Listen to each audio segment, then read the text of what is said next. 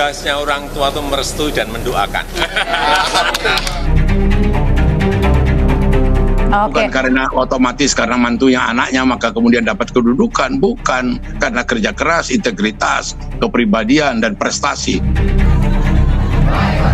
Sinyal buruk gitu ya untuk demokratisasi kita gitu, karena ini lagi-lagi melanggengkan sebenarnya praktik politik dinastik gitu ya, yang kita lihat di 2020 kemarin itu mulai menguat gitu ya, dan sekarang kemungkinan akan berulang lagi di 2024.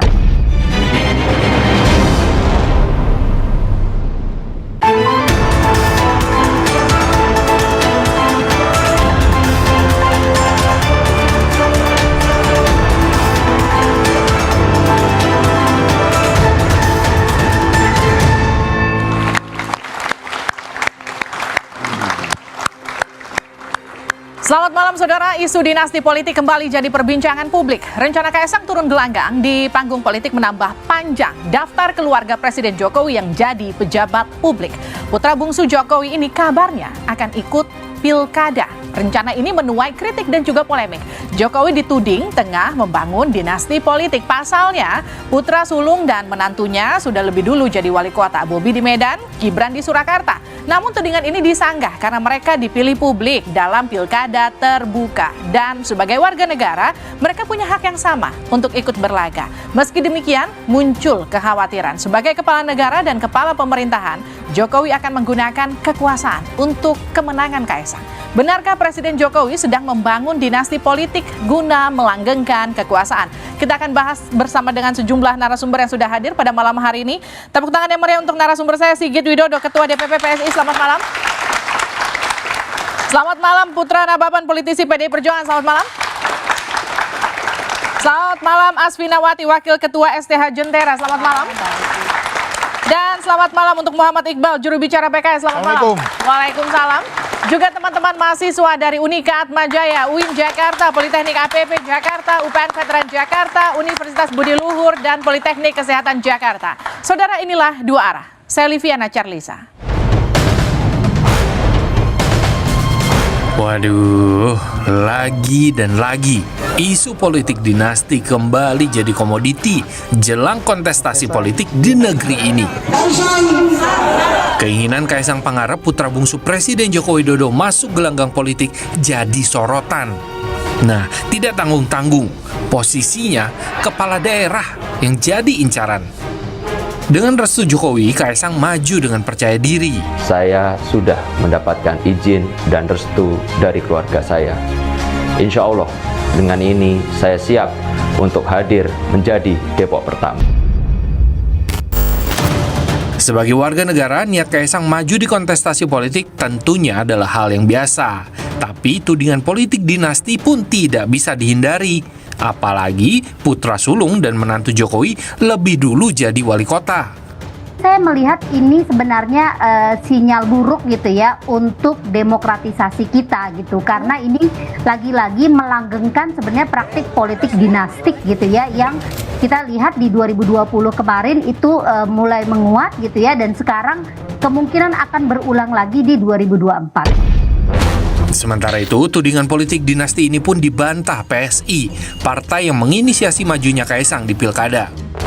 Dinasti itu bermasalah kalau dia diterapkan dalam satu sistem tertutup non-demokratis.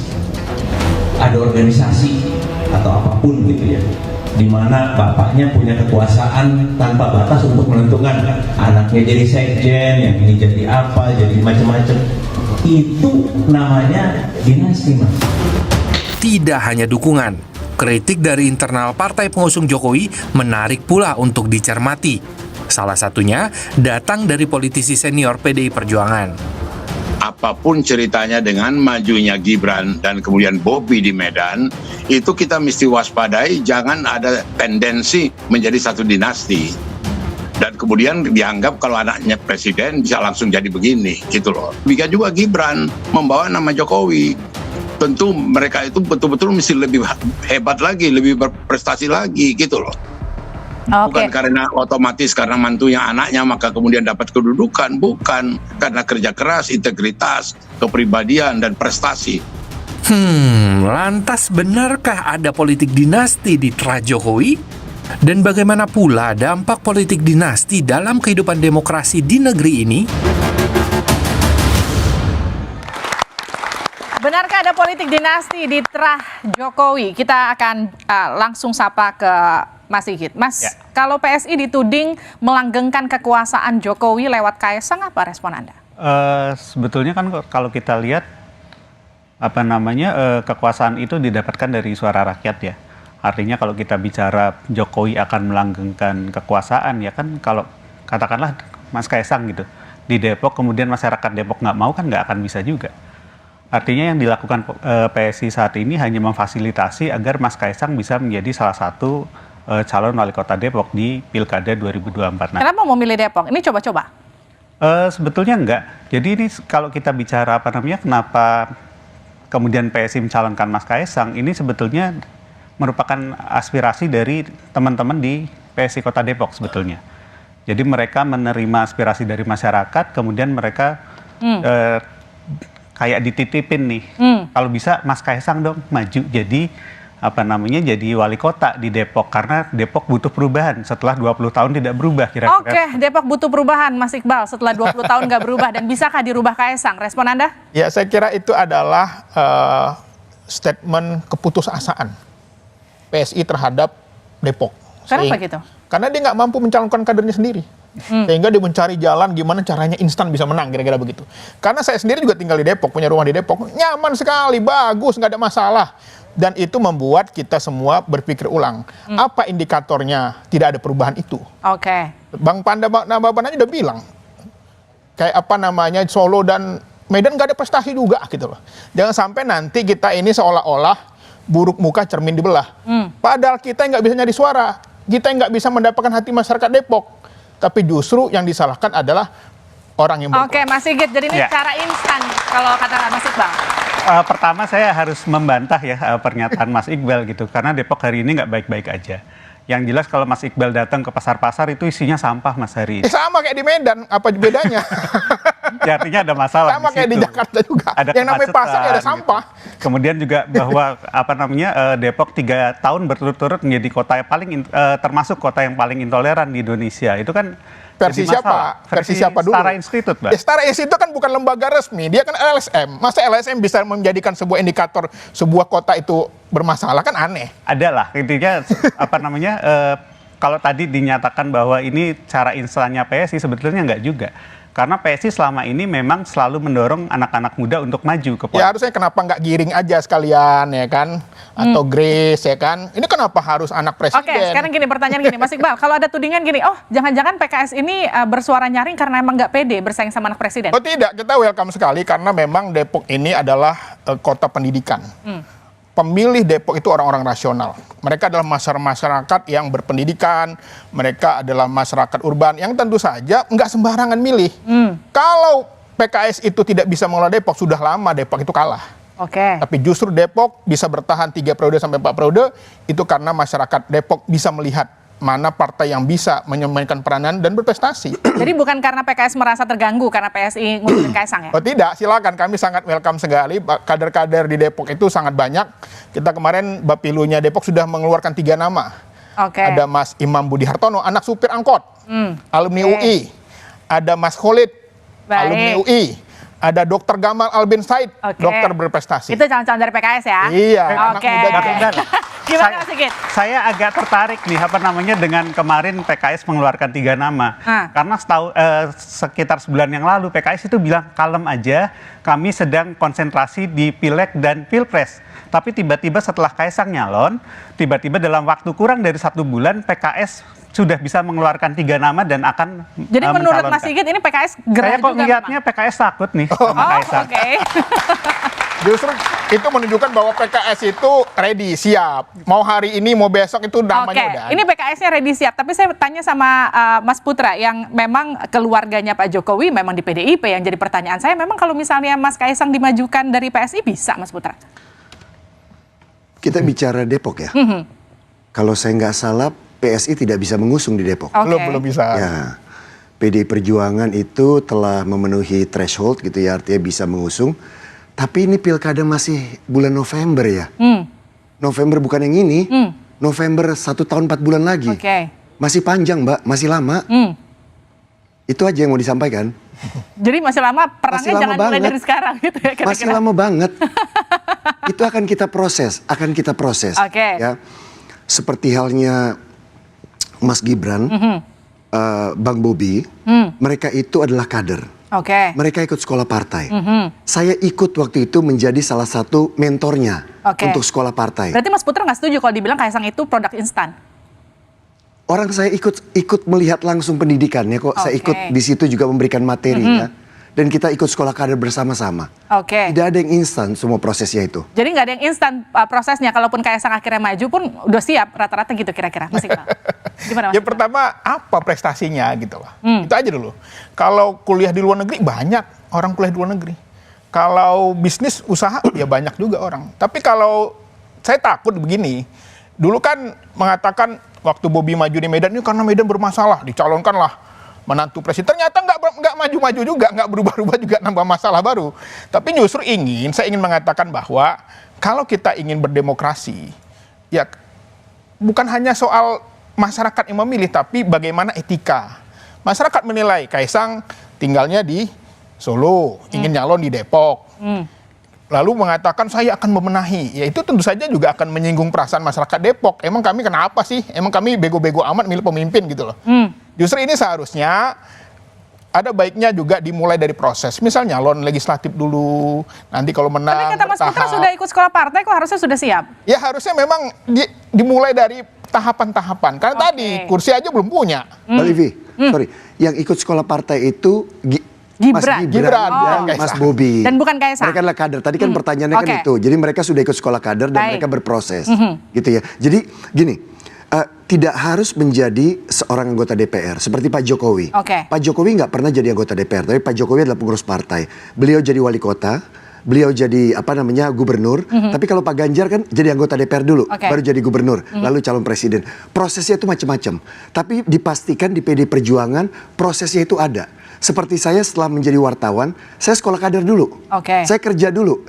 Ya, kerja di mana-mana di partai, ada acara ini, acara itu dan lain sebagainya, baru kemudian mencalekkan diri. Dan hal itu dilakukan juga meskipun mereka adalah anak presiden atau mantu presiden. Nah, kemudian gini, meskipun mereka adalah anak presiden, tapi dengan munculnya Kaisang yang kemudian rencananya akan diusulkan oleh PSI begitu, ini membuat gerah PDIP nggak? Merasa dilompati nggak PDIP?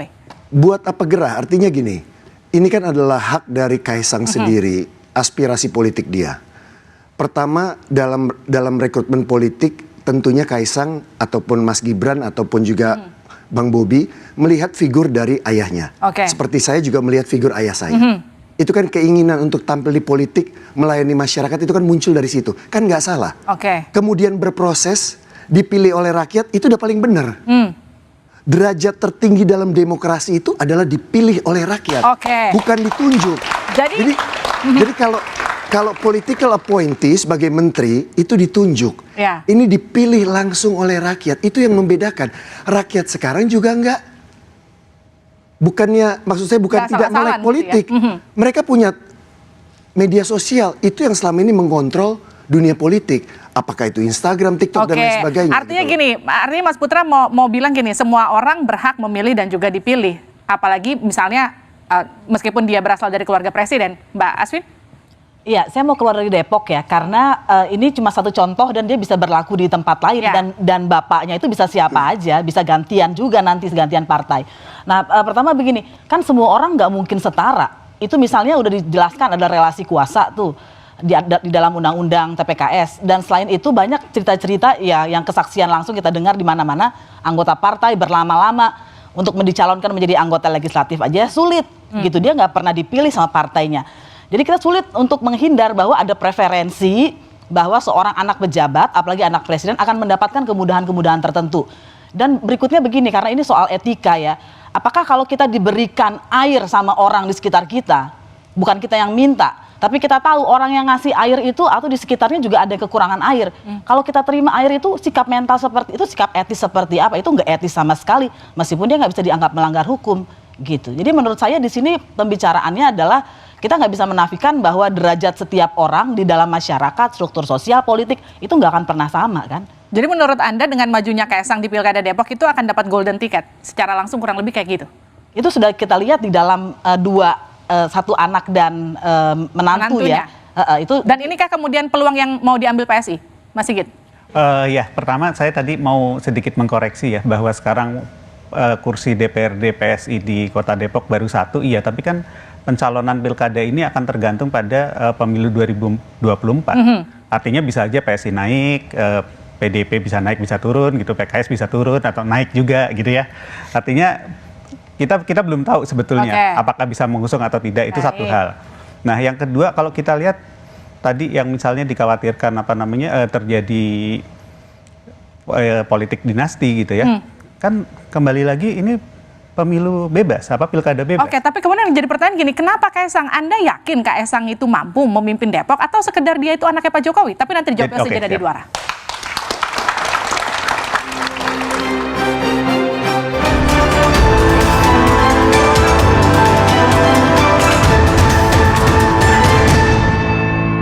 Dinasti politik itu kalau gitu ya, seseorang itu masuk ya proses dalam politik dan itu dibagi, disebar ke banyak partai, ini berbahaya. PD Perjuangan tidak punya ya dalam satu keluarga itu harus satu partai. Dinasti politik itu apabila ada seseorang satu di partai A, lainnya di partai B, saudaranya di partai C, membentuk satu dinasti. Tanggapan Anda, setuju nggak dinasti politik itu kalau tersebar di partai politik, kalau satu partai politik bukan dinasti politik namanya? Iya, kalau partai politik itu partai politik dominan, partai politik yang kekuasaan ya tetap aja itu dinasti politik. Dan sebetulnya saya tadi mau menambahkan begini, kita tuh di dalam konstitusi kita dikatakan yang namanya non-diskriminasi, yang namanya sejajar, setara, itu bukan memperlakukan secara sama, tapi ada kemudahan untuk perlakuan khusus untuk mencapai hasil yang sama. Jadi harusnya yang diangkat oleh partai-partai untuk mendapatkan tanda kutip golden ticket itu anak petani, anak buruh, bukan anak presiden. Karena mereka dari awalnya udah nggak setara. Oke, ya itu bisa diperdebatkan sih ya. Tapi kalau saya lihat Mas Kaesang ini bukan sekedar seorang anak presiden, bukan sekedar pernah kuliah di luar negeri seperti yang dikatakan Bang Iqbal, tapi kita melihat bahwa Mas Kaesang ini punya banyak bisnis yang sukses.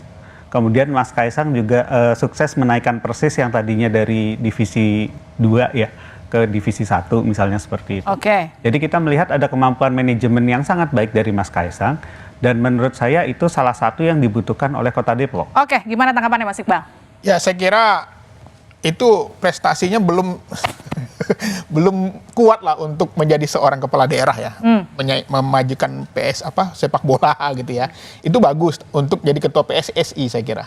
Tapi untuk jadi seorang kepala daerah yang pertama dia harus mendapatkan perahu, dia harus meyakinkan partai pengusung. Nah itu PR pertama itu.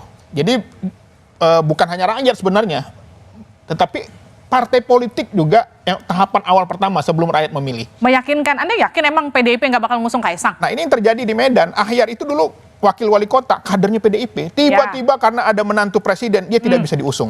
Itu tentu saja melukai perasaan kader-kader partai yang sudah lama menunggu. Saya yakin juga teman-teman PSI, PDIP di Depok udah nunggu juga tuh kapan diusung. Tetapi ada Argo Bromo lewat. Akhirnya merusak regenerasi partai politik. Itu kan kemudian, gimana Mas Putra? Itu tidak benar masalah di Medan. Jangan menyampaikan informasi internal partai yang kita tidak paham, lalu disebar ke publik. Saya kenal Bang Akhyar baik, saya kenal juga Bang Bobi, dan saya ada di sana waktu itu. Kondisinya tidak seperti itu. Ya, ada masalah internal, bukan karena Bang Bobi mau datang ke situ. Ya, nanti kita bahas lain waktu di dua arah yang lain. Tapi jangan ngomongin internal partai. Wakil wali kota 2 periode tidak diusung. Ya, bukan berarti kan saya harus menjelaskan lebih dalam lagi. Tapi bukan di situ kita mau bahas. Kita bukan membuka pintu karena dia gara-gara anak presiden, bukan gitu ya. Tapi percayalah, di dalam kontestasi politik yang pernah saya ikuti dan saya menang gitu ya, tidak semuanya itu ada hubungannya dengan popularitas. Itu ada 3 hal. Ada popularitas, ada jaringan, dan juga ada pendanaan. Bagaimana dengan golden ticket seperti yang tadi disebut oleh Golden ticket itu udah pasti, udah harus dapat golden ticket, ya kan? Tapi dalam golden ticket itu kan ada pertimbangan-pertimbangan termasuk survei, kinerjanya dan lain sebagainya. Makanya saya bilang kalau ngomong Mas Kaisang itu masih jauh.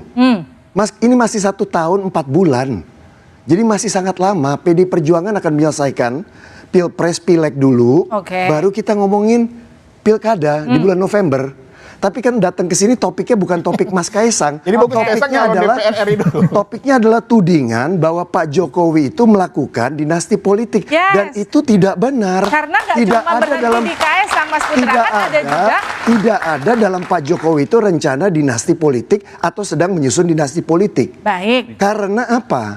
Karena dalam demokrasi yang sama-sama kita percaya, kedua anaknya termasuk saya, termasuk kita semua kalau maju itu diproses. Itu diproses. Jangan dong kita meremehkan proses yang dilakukan oleh rakyat. Rakyat lihat loh, kalau tidak kerja rakyat lihat. Mbak, sebelum saya ke sini, saya ketemu sama 1.350 warga. Ya, kita ngomong, kita kerja dan lain sebagainya. Terserah Pak Iqbal mau ngomong apa tentang Bobi dan segala macam, bukan pendapat Pak Iqbal yang penting. Yang penting ketika di pilkada 2 kali, kepilih lagi nggak Bang Bobi? Itu urusan. Jadi suara rakyat itu, makanya tadi cocok. Suara rakyat itu harus di tempat itu 3 periode selalu dikuasai PKS. Karena rakyat Depok puas dengan kinerja PKS, itu indikatornya. Bang Iqbal, kalau menurut saya karena nggak ada pilihan yang lebih baik. Artinya partai-partai yang selama ini mengusung musuhnya PKS lah ya, lawannya PKS itu tidak ada wakil. Depok itu selalu mengusung beberapa calon. Betul. Pilihan. Tapi tidak ada wakil yang betul-betul bisa, pertama tidak bisa mewakili anak-anak muda. Karena itu tingkat golput di Depok termasuk paling tinggi. Bahkan Pak Idris kemarin kalah dengan golput. Hartono itu anak muda. Dia calon DPRD. Tapi tidak mewakili anak-anak muda. Dan kebanyakan anak muda di Depok itu golput. Pak Idris kalah loh sama suara golput waktu 2020. Betul nggak? Ya tapi kan ini mau menangkan pemilu, pilkada. Ya betul, tapi artinya ketika anak-anak muda kemudian sudah bergerak dengan sosok yang namanya Mas Kaisang. Ya makanya saya katakan sebenarnya ini hanya strategi teman-teman PSI untuk menaikkan suaranya di Depok. Gitu. Untuk mengganti ini sebetulnya, untuk mengganti satu pemerintahan yang menurut kami sudah berjalan tidak benar. Makanya aneh, di tingkat nasional, koalisi perubahan, wah berubah, nggak boleh. Di Depok mau berubah, kita santai-santai aja, tetapi boleh. Sekarang yang jadi pertanyaan gini, emang kenapa sih Mbak Asvin, kenapa kalau misalnya Kaisang maju di Depok, kenapa kemudian banyak yang gerah? Kalau menurut Anda apa yang salah? Pertama, menurut saya begini, ini dia bisa di Depok, bisa di mana saja, tapi yang membuat banyak orang yang tidak berpolitik seperti bapak-bapak ini adalah ini anak presiden dan sebelumnya anaknya yang lain dan menantunya sudah menjadi kepala daerah. Memang orang Indonesia berapa jumlahnya sangat kurang kah untuk menjadi sampai harus satu keluarga jadi semua begitu? Betul. Dan begini, kan sebetulnya pemilu kita ini kan tidak, kita harus jujur tidak betul-betul terbuka. Pemilih itu betul memilih, tapi sudah disodorkan, terutama untuk pemilihan presiden. Dan para calon-calon presiden selalu mengeluh banyaknya uang yang dia harus keluarkan untuk itu. Itu satu hambatan. Untuk dicalonkan untuk partai ada ribuan hambatan lagi yang bapak-bapak ini lebih tahu dari saya. Jadi bohong besar kalau kita bilang apa yang disodorkan itu adalah kebebasan murni mutlak dari rakyat yang memilih. Mas Putra, bohong besar kalau menurut Mbak Asvin. Iya, memang kalau Mbak Asfi melihat dari sisi, saya kan 25 tahun jadi wartawan ya. Jadi saya udah agak lengkap juga. Pernah ada di posisi Mbak Asfi, tapi sudah berkontestasi. Makanya saya undang Mbak Asfi berkontestasi gitu ya. Ya, terjun langsung ke rakyat, ngomong sama rakyat langsung, dipilih atau tidak oleh rakyat, sehingga Mbak Asfi tahu parameternya dipilih oleh rakyat. Orang yang bukan politisi, jangan menganggap hanya politisi yang ngobrol dengan rakyat. Jangan mengatakan bahwa politisi jangan meremehkan orang lain yang pergi ke pasar tidak terdiri dari rakyat. Kami adalah terdiri dari rakyat. Kami punya pengurus sampai ke tingkat RT, ke tingkat RW. Iya, tapi belum tentu orang yang tidak maju kontestasi tidak peduli pada rakyat. Justru dan kenapa para petugas ranting, petugas di desa itu tidak dicalonkan jadi presiden, tidak dicalonkan jadi kepala daerah? Kenapa harus anak presiden? Memang kurang mereka berbakti kepada partai. Ya, Mbak Asfi semuanya ya. Kalau Mbak Asfi ngelihat dari luar, ya, dan tidak pernah berproses di dalam, tidak pernah ikut berkontestasi juga, ya, itu tidak segampang itu mengatakannya. Ini kita bicara terkait dengan elektabilitas dari seorang tokoh yang merupakan kader partai. Mereka digembleng. Mbak Asfi lihat ya, di partai itu ada orang ya, tadi ngomong soal anak ranting dan segala macam. Saya bergaul dengan mereka. Saya bergaul dengan mereka tiap hari Mbak Asfi.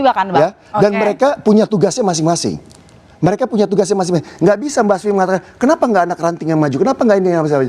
Itu kan ada itu real politiknya. Itu real politiknya. Selalu yang menjadi calon presiden, selalu yang menjadi calon DPR dan lain-lain, itu punya sesuatu di atasnya. Waktu BPUPKI harus memilih bentuk negara apa. Mereka memilih republik dengan sederhana karena kita nggak mau jadi monarki. Monarki kenapa? Karena orang yang bisa menjadi pemimpin adalah anaknya. Kalau kita sekarang seperti ini, apa bedanya republik dengan monarki? Mbak Asfi nggak lihat ya Pak Jokowi sesuatu apa? Pak Jokowi dari mana? Pak Jokowi adalah kader. Pak Jokowi punya sesuatu apa ketika itu Pak Jokowi bukan anaknya, gubernur, itu berbeda. Kita bicara anaknya, gubernur kemudian jadi capres. Pak Ganjar sesuatu dari mana? Saya mau tanya. Pak Ganjar itu, dengar dulu, Pak Ganjar itu dari bawah bersama membangun Badiklat PDI Perjuangan. Berarti orang dari bawah. Berarti orang dari bawah bisa di-grooming dong. Kalau ada dukungan partai, berarti itu membantah omongan Bang Putra sendiri. Bahwa orang dari ranting tidak pantas untuk dicalonkan karena elektabilitas. Tidak, saya tidak mengatakan begitu. Ya pada faktanya begitu. Saya tidak mengatakan begitu. Banyak anak ranting, anak cabang-cabang yang maju dan menang. Betul. Kalau ya, gitu di DKI Jakarta kita harus banyak mengangkat prosesnya. mereka. Partai-partai, saya kepingin mengangkat mereka. Bukan mengangkat anak presiden, anak wali kota, anak DPR. Jangan khawatir Mbak, kalau kita ngelihat ke 34 provinsi di mana banyak anak ranting kita, anak DPD yang maju itu banyak sekali kok. Baik, Mbak Aswin. Artinya gini, kalau misalnya memilih dan dipilih itu adalah hak semua warga negara, memang kenapa kalau anak presiden harus maju lagi? Nanti dijawabnya usai jeda di Dua Arah.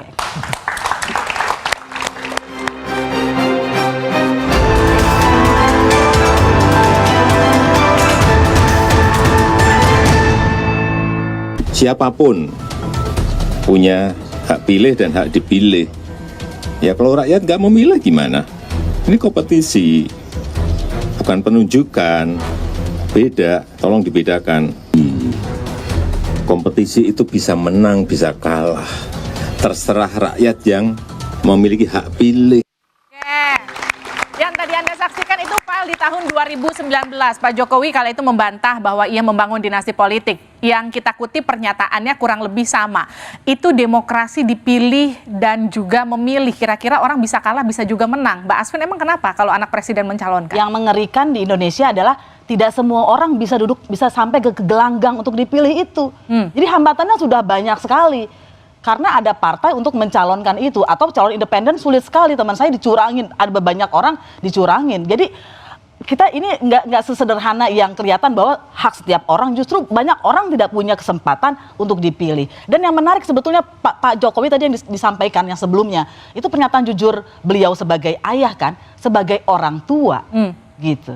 Jadi nggak semua anak orang tuanya presiden. Sebagai orang tua saya bisa merestui, orang tua Mbak Livi bisa merestui Mbak Livi untuk menjadi apapun, tapi bukan presiden, itu bedanya. Oke. Jadi Mbak Livi, sebentar saya mau nyampaikan. Jadi di Pilkada 2018 atau 2020 atau 2021, ketika PDI Perjuangan maju dengan kandidat calon wakil wali kotanya adalah dari partai lain, itu calon wali kotanya ikut sekolah kader kita. Oke. Jadi meskipun dia dari partai lain, dia ikut dalam sekolah kita selama 10 hari untuk menyampaikan persepsi, ideologi dan program kerja kita. Artinya yang mau saya sampaikan adalah di dalam itu berproses. Kami melakukan psikotes, kami melakukan training, kami ada pendidikan sekolah kader dan lain sebagainya. Saya sekolah kader itu sama-sama dengan anak cabang. Satu-satu grup saya sama-sama. Anak cabang sama DPC dan lain sebagainya. Tidak melihat satu sama lain. Dan Ibu Megawati selalu mengatakan, kita ini semuanya sama. Yang membedakan adalah tugas kita. Tugas kita yang beda-beda. Ya, saya sorry Mbak Livi, saya belum tentu bisa mimpin partai. Tapi saya bisa jadi anggota DPR. Ya, tapi ada juga orang yang bisa mimpin partai, tapi belum tentu bisa dipilih, ya kan? Nah ini yang mau saya sampaikan di PDI Perjuangan. Ya kalau mbaknya lihatnya dari partai lain, ya mungkin silakan. Oke, Mbak Aswin.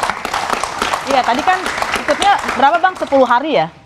Lebih, kita 10 hari dan beberapa kali. Iya. Mbak, sorry ya, manajer kampanyenya juga ada pelatihan, Bu.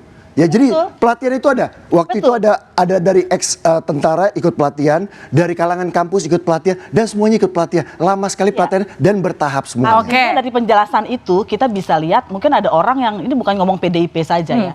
Tapi fenomena-fenomena ada orang yang sudah menjadi kader partai dari bapaknya sampai dianya. Itu artinya melintasi generasi tapi tidak pernah dicalonkan menjadi wali kota Oke, misalnya. bagaimana kemudian Dan PSI yang menjawab lain itu? tadi juga mengatakan ada manajer kampanye, ada grooming Oke. pastikan ya. Bahkan ada konsultan politik yang untuk menentukan berapa derajat tangannya, latihan ngomong. Jadi sebetulnya kalau ada kemauan siapapun bisa di situ. asal Siapapun dilatih bisa, dan Mas diberikan Sigit. akses. Sebentar. Saya sepakat bahwa untuk menjadi menjadi pejabat publik itu di Indonesia susah. Kita melihat banyak yang tidak bisa karena misalnya masuk lewat sebuah partai kemudian dimintain mahar segala macam gitu ya. Karena itu satu hal dari PSI kita nggak pernah pakai mahar untuk untuk caleg maupun calon kepala daerah.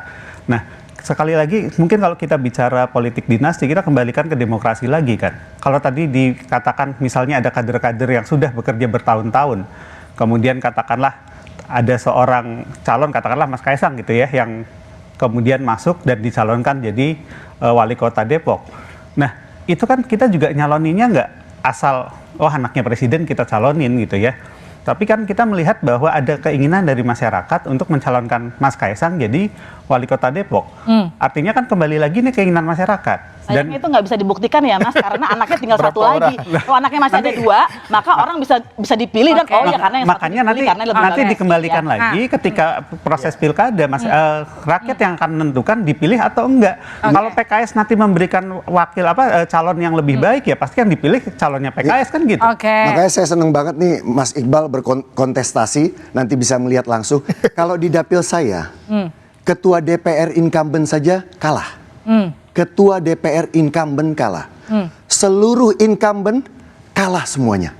Ya, jadi rakyat itu nggak mudah kok dibodohi. Oke. Ya, Mbak juga jangan mempersepsikan tiba-tiba rakyat tuh terperangah dengan ini ada pendekatan kekuasaan. Justru tidak, ini segala makanya angka golput tinggi, Bang. Mohon maaf Makanya ya. angka golput Mbak tinggi, kan? jangan meremehkan rakyat, mengatakan bahwa kalau itu anak presiden, Justru itu angka anaknya golput tokoh, yang itu tinggi langsung itu dipilih. menunjukkan bahwa Jangan rakyat begitu, nggak Mbak. bodoh dan sudah Apalagi muak Mbak dengan calon-calon yang ngelihatnya diajukan dari atas partai. gunung tidak pernah turun ke bawah. Nah, ini Melihat salah langsung ini dari rakyat. persepsi bahwa orang Nah, tidak itu dia masuk di masalahnya. konstitusi tidak pernah turun ke bawah salah. Jadi kalau kita ngeliat turun ke bawah, ini rakyat itu sindrom cerdas. berkuasa ini susah ini sindrom Bukan. berkuasa ini. Bukan. Bahwa seolah-olah orang yang tidak berkontestan, tidak jadi anggota dewan itu adalah orang nggak peduli sama masyarakat. Kesannya begitu. Ini justru banyak teman-teman LSM seperti LBH, YLBH dan itu banyak membela dan mereka nggak pernah mengatakan kamilah yang paling bekerja. Tidak. Justru harusnya partai politik malu dengan banyak masyarakat yang justru mereka ikhlas. Kita juga membantu kerja sama tanpa mereka. harus digaji. Justru DPR tuh malu kalau turun tuh harus digaji, dibayar lagi. Mohon izin Mas Iqbal ya. PDI Perjuangan turun ke bawah setiap hari, nggak ada yang gaji, nggak ada yang bayar. Yang anggota dewan kan digaji, dibayar. Loh, apa salahnya kalau digaji kita? Ya makanya negara nggak usah terlalu dibangga-banggain kali. Buat itu satu pekerjaan yang memang biasa, itu tugasnya. Loh, itu bukan saya, prestasi, itu tugasnya rakyat. Nggak ada yang mengatakan itu prestasi. Kita Anda mengatakan seolah-olah hanya orang yang berkontestan. Saya hanya mau mengatakan bahwa, Mas, percayalah bahwa itu diproses nanti dalam pemilihan. Diproses. Siapapun orangnya, mau anak presiden, atau anak tukang beca, atau anak mantan wartawan, seperti saya, itu diproses. Mau menang Panasonic 4 kali terkenal, kalau kalah ya kalah. Gimana ya, Mas rakyat udah melek, semuanya lewat nggak ada proses. urusan. Semuanya lewat proses pemilihan. Makanya bisa saya menang, bisa juga kalah. menduga bahwa PSI mengusung Kaisang ini hanyalah bagian dari istilahnya itu pansos saja. Gimmick pansos. Karena Kaisang ini kan pasti banyak pendukung Pak Jokowi. Jadi mudah-mudahan dengan mengusung Kaisang suara PSI naik gitu loh. Karena sedih juga partai seperti PSI yang mengisung isu tentang toleran, mengisu tentang kesetaraan. Tetapi justru melupakan kadernya sendiri. Gimana tuh Mas di Sigit? Kota Depok. Ya kalau saya lihat sih yang disampaikan ya nggak kayak gitu ya. Artinya kita melihat bahwa satu, Depok itu butuh sosok pemersatu yang selama ini nggak ada nih untuk lawan PKS. Iya. Jadi selama ini nggak ada sosok yang betul-betul dimajukan oleh kelompok-kelompok yang di luar PKS yang serius nih buat melawan PKS. Mas Kaisang ini adalah sosok yang dibutuhkan untuk bisa mempersatukan semua kelompok nasionalis di Kota Depok. Baik, gini, kita kan kita punya rekam jejak kasus yang politik dinasti Ratu Atut di Banten yang kemudian kita bisa bilang politik dinasti itu memang rentan korupsi. Bagaimana kemudian Anda melihat ini dan kemudian memajukan Kaesang untuk dianggap melanggengkan terahnya Jokowi? Kita lihat rekam jejaknya Pak Jokowi sendiri lah.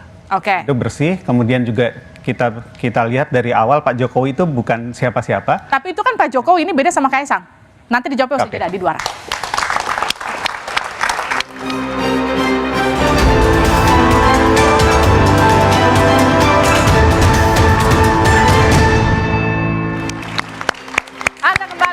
Kami di Dua Arah, saya ke Mas Sigit. Mas Sigit tadi bilang melihat Kaesang itu melihat rekam jejaknya Pak Jokowi, tapi itu kan Pak Jokowi bukan Kaesang. Kita kan melihat bahwa di dalam satu keluarga itu pasti ada interaksi, ada saling pengaruh gitu ya. Saya mengambil positifnya aja ketika seorang seorang kepala keluarga itu punya prestasi, kemudian sangat anti korupsi gitu. Itu kemungkinan akan menurun ke anak-anaknya gitu. Dan tidak akan jadi skandal Ratu Atut kedua? Saya yakin nggak, karena keluarga Pak Jokowi saya yakin tidak seperti itu. Oke, keyakinan itu cukup Mbak Asvin?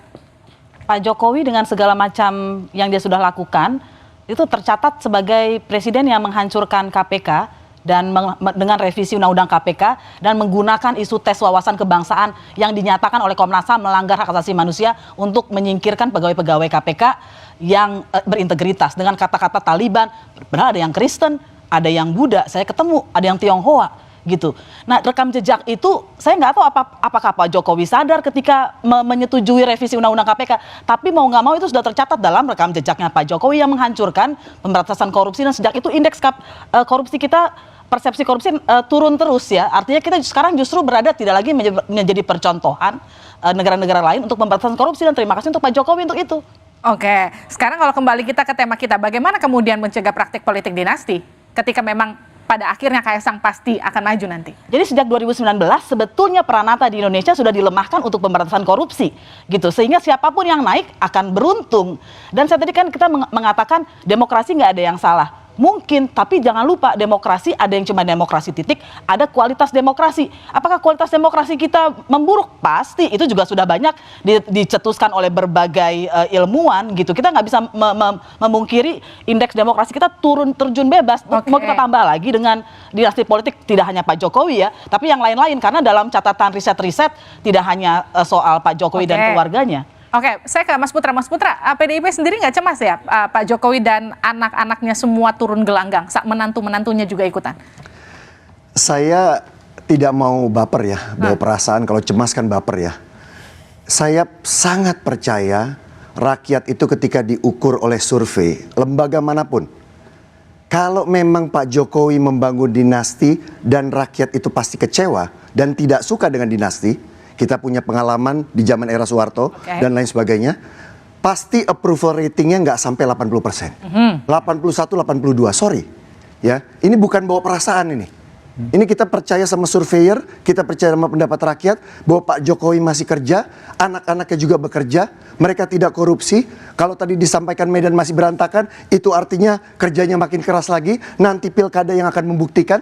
Dan Pak Jokowi merakyat dan masih kerja. Approval ratingnya tinggi, di atas 80%. Jadi ini nggak urusan saya cemas atau nggak cemas bahwa enggak. Rakyat sudah mengatakan bahwa Pak Jokowi itu disenangi dan kerjanya approve. Kalau ada yang kurang, yang disampaikan Mbak Afi tadi, nanti Pak Ganjar Pranowo yang akan melanjutkan untuk memperbaikinya. Mas Iqbal. Ya, saya kira kalau semua orang mengatakan nantilah buktinya kalau periode kedua, enggak juga begitu. Harusnya di tengah jalan. Seperti Bang Pandanaban sampaikan, ayahnya Bang Putra. Ya kan, ini anak ingusan lah, ini tidak jelas prestasinya. Itu seorang senior PDIP sendiri loh yang mengatakan. Ini harusnya framing buruk ini namanya. Harusnya ini. Mau mengadu dari saya dengan bapak saya ini. Kalau memang dari awal dia tidak menepati janji, udah dikasih kesempatan oleh rakyat, malah dia mengabaikan. Ini tentu saja tidak bagus. Menurut saya, kalau kami di PKS, orang kalau mau mengajukan calon itu pemilu rakyat, pemilu kader. Setiap kader ngusulin nama. Nanti diproses ada 3 nama. Lalu ada proses lagi, wawancara, proses lagi. Ini sehingga calon yang dipilih itu benar-benar dia representasi partai. Apa yang dia sampaikan, apa yang dia kerjakan adalah kerja bagian dari ideologi partai. Tetapi kalau orang ujuk-ujuk, nah ini dia. Calon ujuk-ujuk, apalagi tidak punya pengalaman di pemerintahan, ini tentu saja menjadi salah satu yang sangat memprihatinkan. Karena sebesar kota Depok, di situ ada kampus UI, ya, sebuah kampus yang paling hebat di Indonesia. Itu juga akan melihat apakah ada alumni UI yang bisa menyaingi Kaisang yang menjadi pemimpin. Dan calon kami salah satunya wakil wali kota Depok itu adalah alumni UI. Ini saya mau tanyakan ke Mas Putra, kalau Pak Jokowi bilang sebagai orang tua ia merestui, PDIP ngeluarin tiket nggak buat Kaisang nanti? Yang pertama saya mau klarifikasi dulu ya, karena dia tadi menyampaikan soal ayah saya gitu ya. Di sini yang disampaikan, kalau Mas Iqbal dengar baik-baik, adalah menyampaikan kepada kedua kader PD Perjuangan untuk terus tekun bekerja karena ada beban nama Pak Jokowi. Jadi jangan lengah dalam bekerja. Itu yang saya tangkap, yang saya dengar berkali-kali. Jadi bukan mau mengatakan bahwa mereka tidak qualified. Ntar dulu, mungkin itu PKS yang mau melihat kayak gitu. Tapi kalau saya melihatnya beda. Baik. Ya. Nah yang kedua tadi pertanyaannya? Pertanyaannya, ketika Pak Jokowi sudah bilang sebagai orang tua saya akan merestui, apakah itu juga tiketnya akan keluar dari PDI Perjuangan? Itu kan adalah pendapatnya yang disampaikan di dalam keluarga Pak Jokowi. Seperti PDI Perjuangan telah lakukan di Capres, ya, tidak buru-buru mencalonkan ataupun mengumumkan nama presiden. Mbak, ini pilkada masih November 2024. Jangan kecepatan. Kita fokus di pileg dan di pilpres. Tapi kan dari mau dulu, hat-trick, Mbak. Baik, tapi dari dulu kan PDI Perjuangan ketika bilang jangan kecepatan, ujuk-ujuk dia lagi yang kemudian ketika dulu Pak Ganjar jangan dideklarasikan, Pak Ganjar yang kemudian muncul. Sekarang Pak Kaisang jangan kecepatan, jangan-jangan nanti Kaisang juga yang memang akan dimajukan PDI Perjuangan. Kan ada waktu, Mbak. Waktu itu nanti akan memproses, percayalah. Ya. Pak Ganjar seperti itu lewat. Ingat waktu itu ada proses penolakan terhadap U20 Israel, itu kan berproses. Nanti pada waktu ke depan, 1,5 tahun ke depan akan ada proses lagi. Jadi sekarang PDIP lagi ngelihat elektabilitasnya Kaisang dulu ya, dilihat dulu kira-kira di Depok. Bukan hanya elektabilitas, tapi berproses sebagai seorang kader, seorang pemimpin, calon pemimpin dan lain sebagainya. Baik, tepuk tangan untuk semua narasumber saya pada malam hari ini.